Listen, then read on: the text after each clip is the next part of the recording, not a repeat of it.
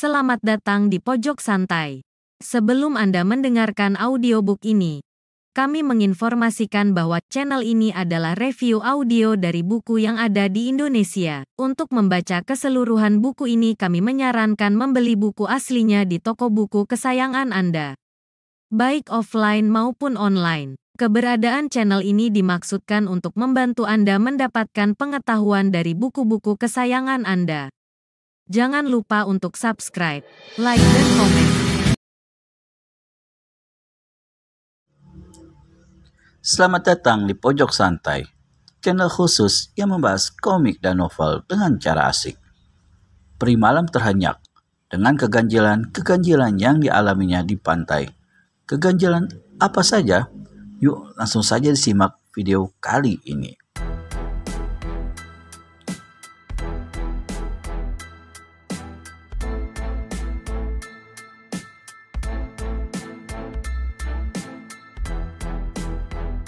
Buah kelapa segar itu tetap meluncur ke bawah dan jatuh ke tanah berpasir.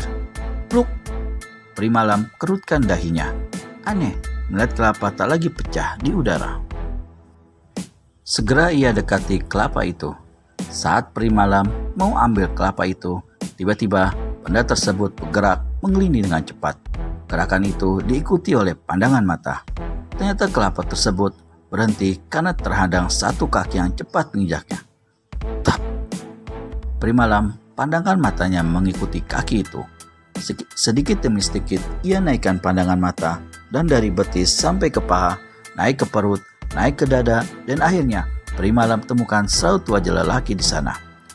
Melihat wajah pemuda berhidung bangir dan beralis sedikit tebal itu, peri malam segera desiskan suara. Dia lagi.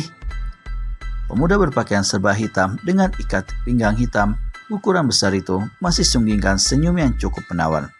Mata pemuda berikat kepala kuning dan rambut sedikit panjang itu menatap dengan lembut wajah peri malam. Di pinggang pemuda itu terselip senjata berupa kapak dengan dua mata kanan kiri. Kapak itu mempunyai bagian ujung yang runcing berupa mata tombak. Gagang kapak itu tidak panjang, kira-kira hanya berukuran 2 jengkal tangan dewasa.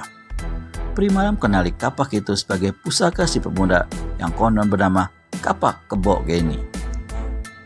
Hai, kita jumpa lagi peri malam, ucap pemuda itu sambil memungut kelapa yang tadi diinjaknya. Rupanya kaulah orang yang sejak tadi menggangguku, Dirgo. Benar, karena aku ingin bicara denganmu, peri malam. Mengapa harus menahanku di pantai ini? Kau bisa datang ke Pulau Hantu dan bicara denganku di sana, Dirgo Mukti. Pemuda itu menggeleng sambil mendekat. 3 tindak sebelum sampai di tempat peri malam berdiri, Dirgo Mukti hentikan langkahnya. Kalau aku datang ke Pulau Hantu, sama saja aku melanggar larangan dari guruku. Aku tak berani melanggar larangan guru, jadi aku selalu tunggu kemunculanmu di pantai Karangsaru ini. Sebab disinilah aku jadi penguasa. Pantai Karangsaru adalah wilayah kekuasaanku, peri malam. Siapapun orang yang melewati daerah ini harus berurusan denganku. Tapi bukan berarti harus mengadakan pertarungan denganku ya. Kalau tidak ingat larangan gurunya juga, peri malam sudah labrak pemuda itu dengan garangnya.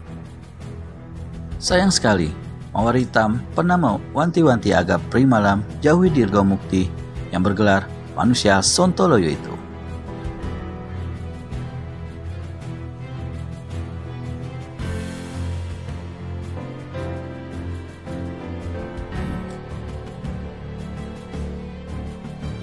Peri malam tidak boleh bikin bentrokan dengan manusia Sontoloyo.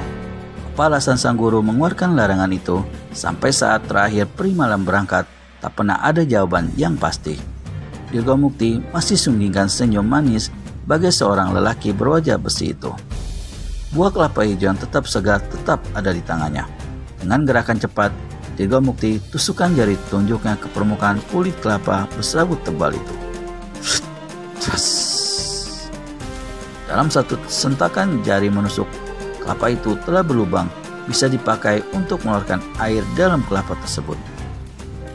Dirgo Mukti pun segera serahkan kelapa kepada peri malam. Peri Malam terima kelapa itu dengan wajah sinis dan hati muak. Kejap berikutnya, Peri Malam menenggak habis air kelapa muda itu. Saat kepalanya mendongak ke atas untuk menerima curahan air kelapa, mata Dirgo Mukti memperhatikan bentuk leher yang tampak halus dan bersih tanpa luka sedikit pun. Ia tersenyum, ingin mencium leher Peri Malam, tapi saat ia bergerak setindak, Peri Malam segera hentikan gerakan meminum. Cepat ia memandang Dirgo Mukti dengan sorot pandangan mata yang tidak bersahabat. "Wah, cantik sekali kau Peri Malam," kata Dirgo Mukti pelan. "Aku tak butuh rayuanmu," ketus Peri Malam. Dirgo Mukti tertawa agak keras. "Suatu saat kau akan membutuhkannya Peri Malam. Kau wanita yang punya gairah. Jadi, kapan saja kau bisa punya kebutuhan cinta, dan akulah satu-satunya orang yang siap melayani cintamu nantinya, Peri Malam." Makin muak hati Peri Malam. Terasa perut mual dan ingin muntah mendengar ucapan Dirgo Mukti. Dia sendiri merasa aneh, mengapa dia tak bisa tertarik dengan pemuda yang cukup tampan dan gagah itu. Hatinya seperti gunung es yang sulit mencair oleh rayuan atau sikap manusia sontoloyo itu. Malah ingin rasanya Peri Malam menghajar habis mulut pemuda itu. Ingin rasanya ia mengadu ilmu dan kesaktian dengan Dirgo Mukti. Tapi pesan dari gurunya membuat ia takut melakukan pelanggaran. Pernah ia mendesak gurunya untuk minta diizinkan menyerang Dirgo Mukti, tapi sang guru tetap tidak mengizinkan. "Apakah Dirgo Mukti lebih sakti dariku, guru?" tanya Peri Malam waktu itu. Sang guru menjawab, "Mungkin sama kuatnya kau dengan dia, tapi bukan itu yang jadi masalah.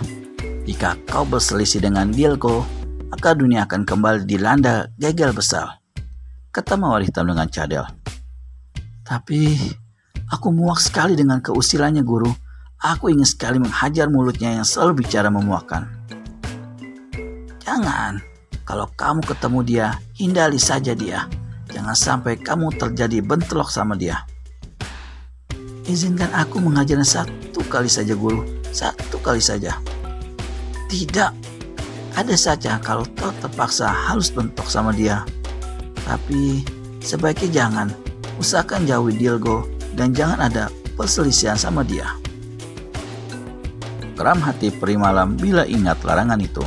Apalagi sekarang Dirgo Mukti semakin usil, mulai berani mau memegang pundak Peri Malam. Cepat-cepat Peri Malam kibaskan tangan, menampik pergelangan tangan Dirgo Mukti. Sebenarnya ia bisa menghindari saja, tapi untuk melampiaskan perasaan dongkolnya sudah lama terpendam, ia sengaja tepiskan tangan Dirgo Mukti dengan satu sentakan keras. Tulang lengan beradu dengan pergelangan tangan Dirgo. Trak! Sama-sama keras bagi dua besi baja saling beradu. Jangan coba-coba bertindak lebih konyol lagi, Dirgo," sentak Peri Malam dengan mata menatap tajam penuh sinar permusuhan. "Sesungguhnya, mulai hari ini kau tak bisa lepas lagi dariku, Peri Malam," kata Dirgo Mukti dengan mata menahan kejengkelan hati. "Apa maksudmu, ha?" sentak Peri Malam. "Hari ini juga kau harus kumiliki, Peri Malam. Aku tak sanggup lagi berjauh denganmu." Peri Malam meludahi wajah Dirgo Mukti, tapi ludah itu sebelum sampai tempatnya sudah membalik dan mengenai wajah Peri Malam sendiri. Makin geram kemarahan Peri Malam, makin merasa dipermainkan dirinya. Peri Malam hantamkan tinjunya ke arah wajah Dirgo Mukti, tapi tubuhnya terpental pada saat kepalan tinjunya bagai menghantam suatu lapisan yang bisa memantulkan tenaga. Peri Malam cepat ambil sikap melompat. Dalam kejap berikutnya sudah berdiri tegap dalam jarak 5 langkah dari Dirgo Mukti. Ia bungkamkan mulut untuk sesaat karena hatinya berkata, "Dia punya lapisan menolak kekerasan. Pukulanku belum menyentuh wajahnya, tapi terasa sudah menyentuh sesuatu yang menahan balik. Hampir saja tubuhku terjungkal karena pukulan itu. Malu aku kalau sampai terjungkal karena akibat tindakanku sendiri. Baiknya aku coba pakai pukulan jarak jauh saja." Wah! Tenaga dalam sedikit besar dilontarkan dari telapak tangannya, dan orang yang diserangnya hanya tersenyum tipis dengan kedua tangan terlipat di dada. Bung!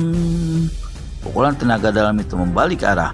Tubuh Peri Malam tersentak dan terpelanting hingga berputar 2 kali. Bagaimana selanjutnya Peri Malam dalam menghadapi manusia yang dibencinya itu? Temukan jawabannya di video selanjutnya hanya di channel Pojok Santai. Segera subscribe dan tekan tombol lonceng untuk mendapat notifikasi video terbaru dari kami. Terima kasih dan sampai bertemu kembali.